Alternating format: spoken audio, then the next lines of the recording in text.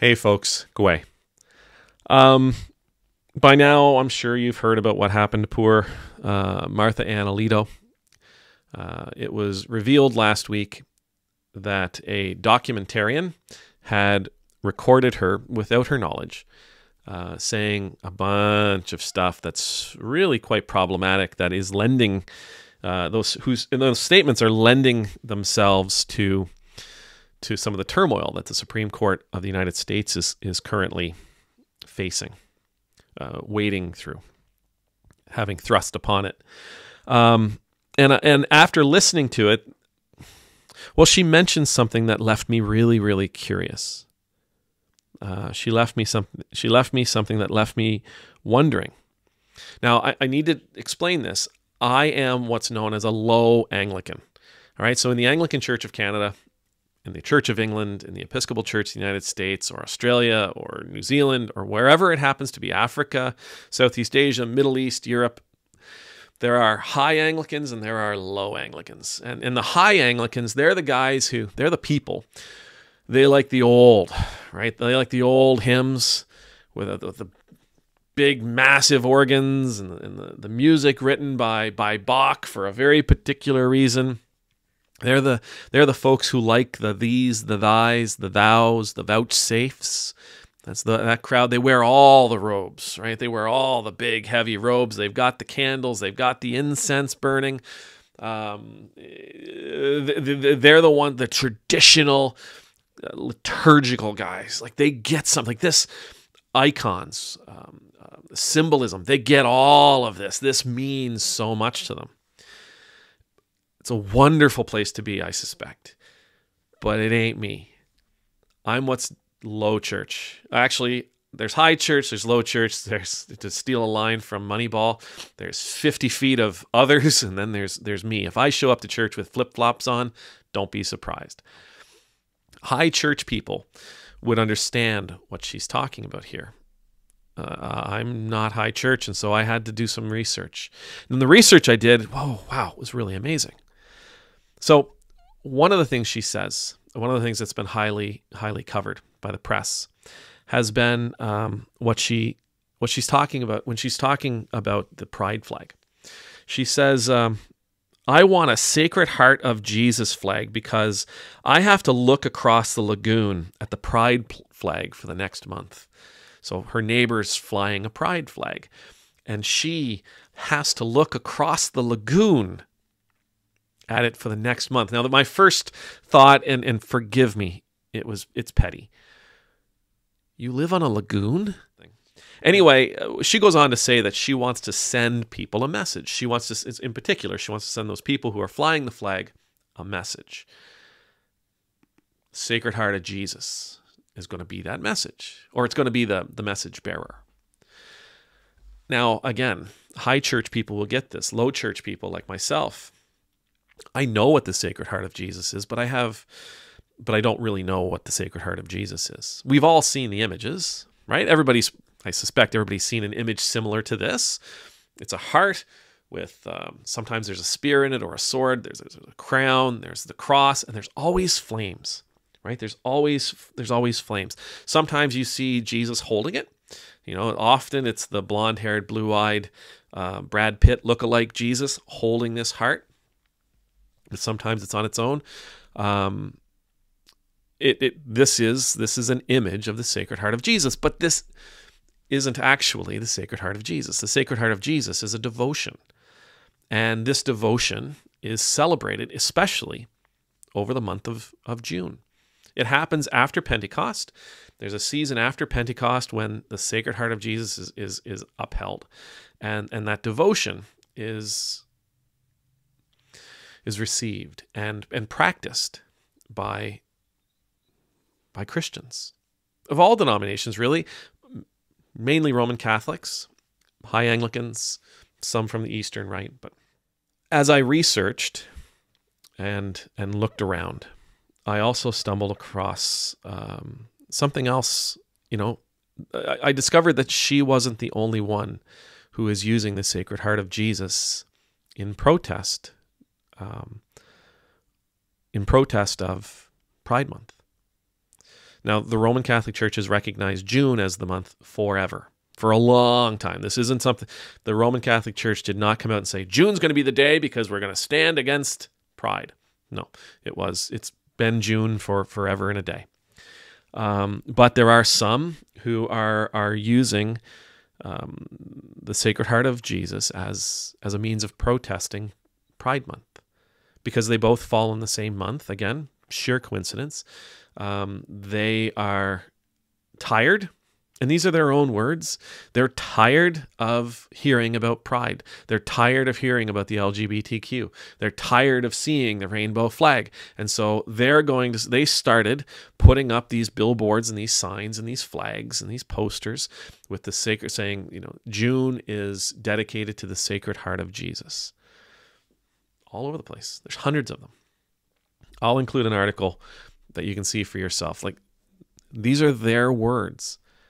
We were tired of seeing all of this. We were tired of these aggressive pride signs, and so we thought we would go with our own. We were going to put our own up. It comes from the 17th century, from a woman by the name of Marguerite Marie Alacoque. She was a nun, became Mother Marguerite Marie, and eventually Saint Marguerite Marie Alacoque. She had a vision. And she had visions her entire life, according to tradition. She had visions her entire life that Jesus would come to her at various times and would speak to her, and would call her, and would ask her about her devotion, and tell her things about his devotion. And one of those things was on December 27th, 1673. She claimed that Jesus came to her and said, "My divine heart is so passionately in love with humanity that it can no longer contain within itself the flames of its ardent love. It must pour them out." Whew. That's beautiful to me, right? At a time when penance and, dear Lord, forgive me for how badly I suck and I'm awful, please have mercy on me. Here is this message from Jesus saying, my divine heart is so passionately in love with humanity that it just needs to burst out, right? It needs to explode out onto the world. It must pour out. That love must pour out. I can't contain it. Oh, wow. Like, that's huge. That's an amazing statement. That's an amazing statement to try to wrap our heads around. It's just, it's so large, right? It's so enormous. Again, at a time when mea culpa, mea maxima culpa, I'm a sinner in need of your forgiveness. I'm horrible. I'm awful. Have mercy on me. No, what does Jesus lay on us? I cannot contain my love for you. I cannot contain my love for humanity. It's bursting out of me. It is bursting out of me.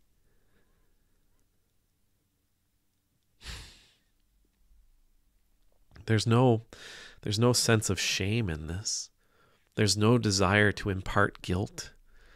There's no desire to build separation between God and the sinner. There's no desire for God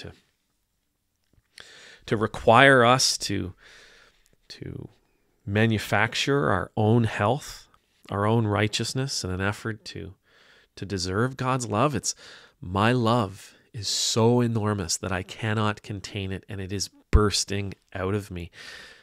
Whether you deserve it or not, you are a part of humanity, and it is yours. One website that I read, when talking about the devotion of the Sacred Heart of Jesus says,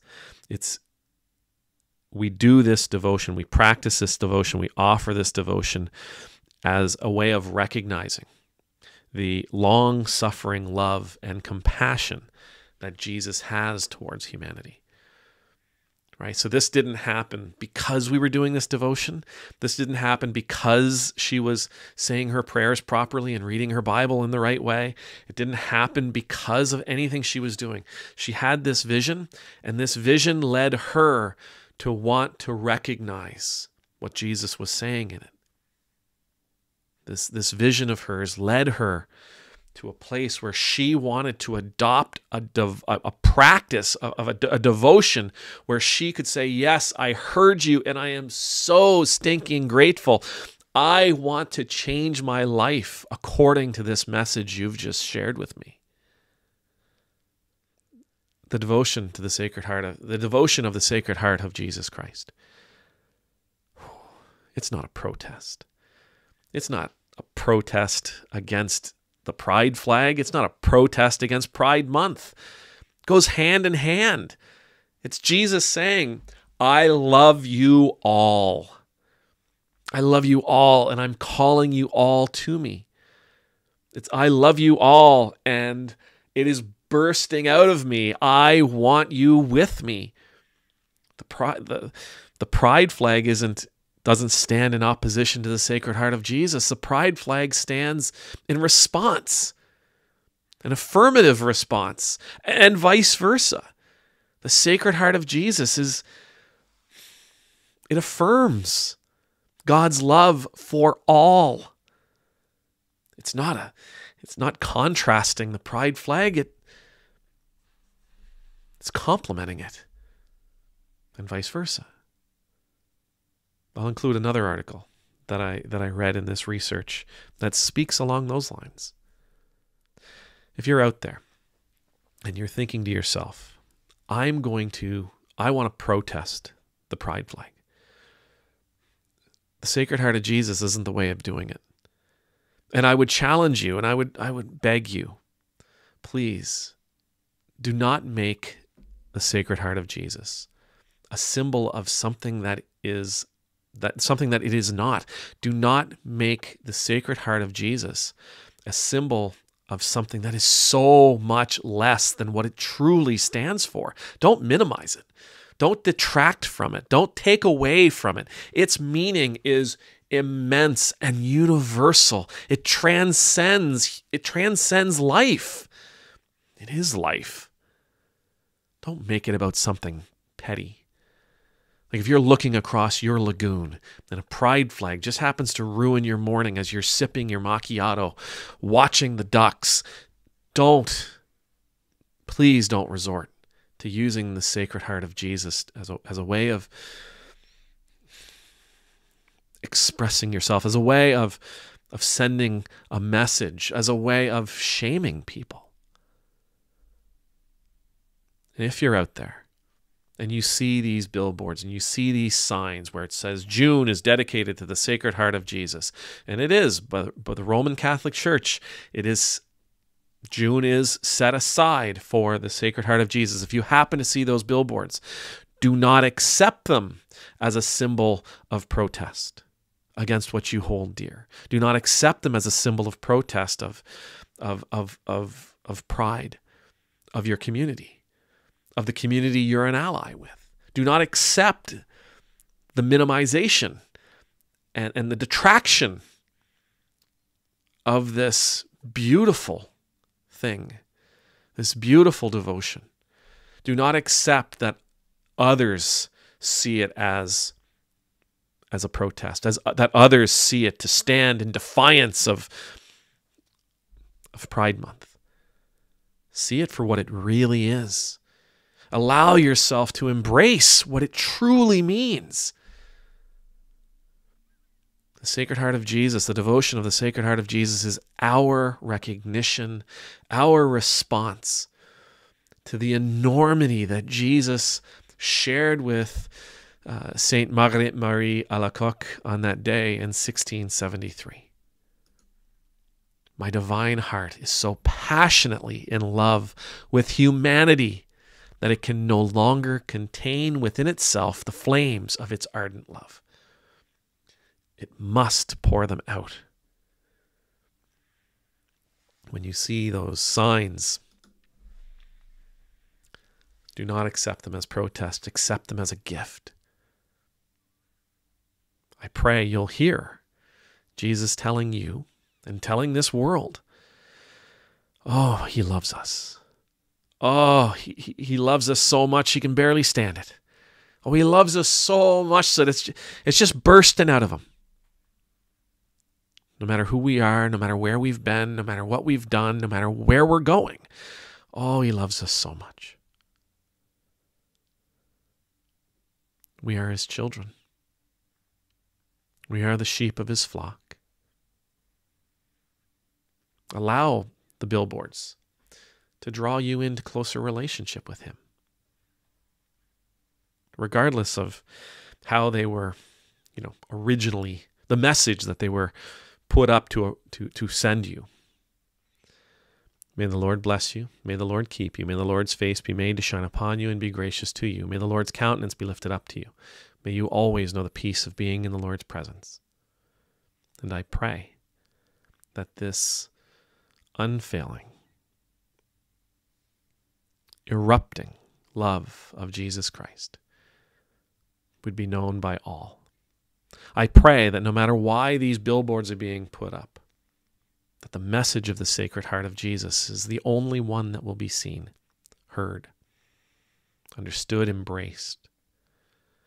I pray that all hearts would change. All hearts would respond so eloquently as Saint Marguerite Marie Alacoque, that we too would seek to respond to this ridiculous love of Jesus Christ for all of humanity in the same way, to be servants. Amen. Nemultus.